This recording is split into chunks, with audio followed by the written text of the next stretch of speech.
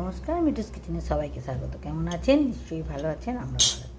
আজকে আমি শাক ভাজা করবো, তার জন্য দিয়ে দিয়েছি তেল বসিয়ে দিয়েছি, দেবো 5 ফোড়ন, দেবো কাঁচা লঙ্কা আর দেবো পেঁয়াজ।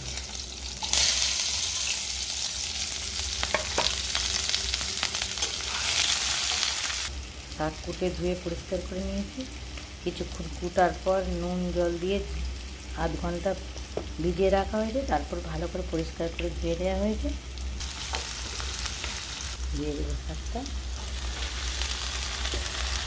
শাক দিয়ে দিয়েছি, দেবো নুন দিয়ে চাপা দিয়ে দেবো, ওতেই জল বেরিয়ে সিদ্ধ হবে শাকটা। দেখুন কত জল বেরিয়েছে শাক থেকে। দেবো একটু হলুদ,